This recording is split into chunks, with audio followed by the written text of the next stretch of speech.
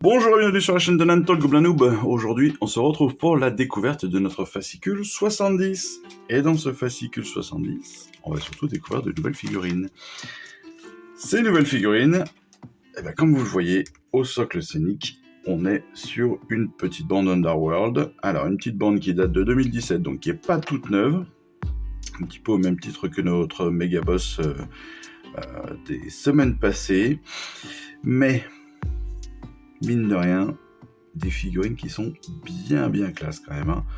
Regardez-moi, encore une fois, la qualité de la sculpture là sur la fourrure, sur les codes de mailles et tout, c'est vraiment magnifique.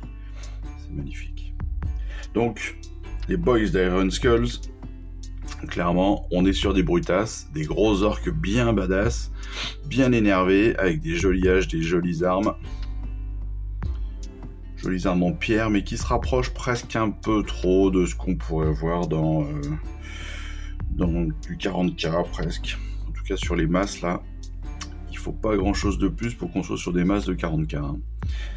Mais bon, honnêtement, très joli. Très joli. Et puis en plus facile à monter parce que je pense que c'est du easy to build, donc il y aura même pas besoin de colle pour ceux qui n'aiment pas ça. Donc tout est parfait. Enfin bon, cela on verra dans la vidéo spécifique d'assemblage comme d'habitude. On passe maintenant sur notre fascicule. Sur le fascicule, très peu de lecture aujourd'hui parce qu'on n'a qu'une page qui est véritablement dédiée. Le fascicule est assez court cette fois-ci, je l'avoue. Et on arrive sur Nagash. Nagash, c'est le grand nécromancien, créateur de l'art de la nécromancie et seigneur suprême des morts-vivants. Tout un programme. Il est connu sous de nombreux noms, le seigneur suprême des morts-vivants, le grand nécromancien, le roi immortel, notamment. Mais dans le monde qui fut, il transcende à la mortalité pour atteindre la divinité. Au cours de l'âge des mythes, Sigmar trouva Nagash en chiche, coincé sous un cairn de pierre de royaume. En mal d'allier, le dieu roi le libéra et à contre-cœur pour qu'il rejoigne son panthéon de l'ordre. Nagash était une présence déstabilisatrice parmi les autres déités, et il ne tarda pas à se vouer à ses propres desseins, complotant pour s'élever encore plus haut et établir un royaume de non-vie sur lequel il serait le seul à régner. Et ouais, oui, forcément, quand vous faites venir des méchants dans votre équipe de gentils, ça peut pas passer, c'est évident. Seigneur Ruinman, il apprécie les seigneurs Ruinman pour leur ruse et leur intellect, mais aussi les collecteurs Ossiark. Les noms français sont pas top, les collecteurs Ossiark ou les Ossiark Bone Reapers. C'est plus sympa en anglais. Les cours des manches chères, les fléchiteurs courts ou les Anthony. Ça, les Nighthounds. En gros, des bonnes grosses factions de la mort, quoi. C'est pas compliqué. On passera ensuite évidemment sur la personnalisation, la personnification de nos Boys d'Iron Skull pour leur trouver des motivations. Avec Gurzag Iron Skull, qui est le chef de la bande des guerriers. Lors de sa plus grande aventure, il envahit la cité miroir de Shadespire et se mit à tout dévaster avec ses boys. Comme de nombreux intrus imprudents, il se retrouva piégé, sa fureur initiale se dissipa lorsqu'il découvrit que de nombreuses autres personnes étaient enfermées avec lui, et que la cité offrait d'innombrables opportunités de carnage, de violence et de saccage. Voilà, je pense que ça résume bien la bande de ces boys là. Ils sont particulièrement brutaux, mauvais, leur méchanceté les voit chargés au combat pour fracasser et broyer l'ennemi sans répit, jusqu'à ce qu'ils prennent la fuite ou qu'ils soient réduits en charpie, voire en bouillie. Voilà, ça donne à penser sur le personnage, sur les personnages. Évidemment, comme toujours, alors eux, ce sont des personnages nommés, évidemment, comme ce sont des personnages d'une ancienne bande de Underworld. Je sais pas si avec la nouvelle version ils sont encore utilisables. Je crois que si, mais je suis pas persuadé. Mais donc ils sont déjà nommés. Mais par contre, voilà, on va pouvoir toujours leur définir des exploits, de la tactique, enfin voilà, comme toujours. On arrivera très vite, bien évidemment, à la vidéo d'assemblage, mais comme j'ai dit, c'est une bande Underworld, donc de l'easy to build, donc pas de grande difficulté, d'autant plus que, on l'a vu, les deux grappes qui forment ces 4 personnages, c'est quand même 2 petites grappes, il n'y a pas beaucoup de pièces. Je vois 18 19 pièces en comptant les 4 socles. Voilà, donc ça laisse quand même une facilité à monter qui va être assez évidente. Donc peu de préparation, il n'y aura pas de pièces restantes. Donc ça par contre, ça c'est cool. Et puis, d'ailleurs ils le disent, hein. Dans le cas contraire, donc s'il vous reste des pièces, reprenez le guide pour trouver l'étape que vous avez ratée. Voilà, hein, bande de débiles.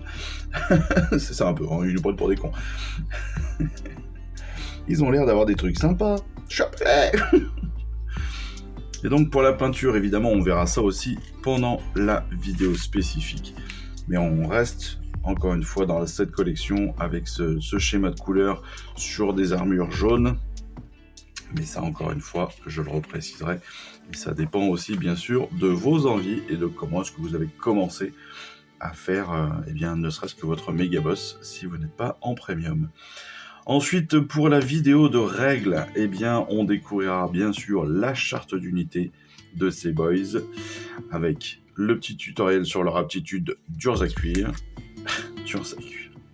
Et puis la tactique de l'ordre avec les Vigilors et les Vincitors. Le plan de bataille de la semaine, ce sera le dernier plan de bataille de cette campagne Flammes et Fureurs. Il s'appelle le Défilé Ardent et on découvrira ça évidemment dans la vidéo spécifique de règles.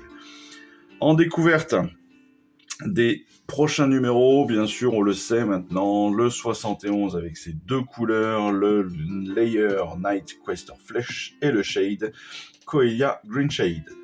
Et puis surtout, on découvre le premier numéro de notre prochain colis. C'est quand même un personnage que l'on attend depuis le début, c'est Bastien Cartalos.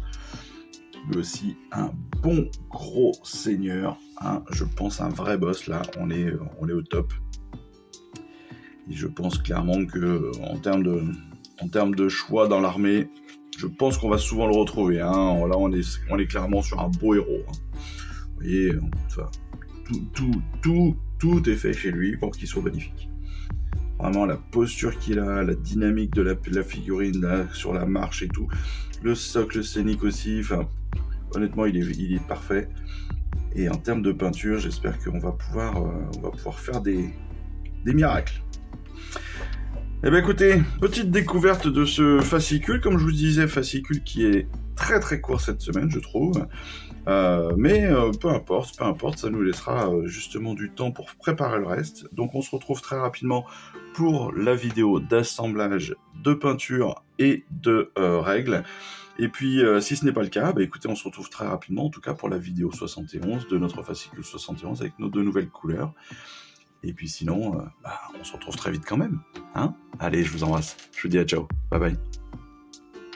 Je vous remercie d'avoir suivi cette vidéo. Si ça vous a plu, abonnez-vous, lâchez un petit like et un commentaire et suivez-moi sur Instagram où je poste régulièrement des photos de mes dernières réalisations et dernières peintures. Et puis comme il est maintenant de tradition sur la chaîne, je vous souhaite une excellente fin de journée et surtout, lisez bien, collectionnez bien, assemblez bien, peignez bien et jouez bien. Allez, je vous embrasse et puis je vous dis à très vite. Allez, ciao, bye bye.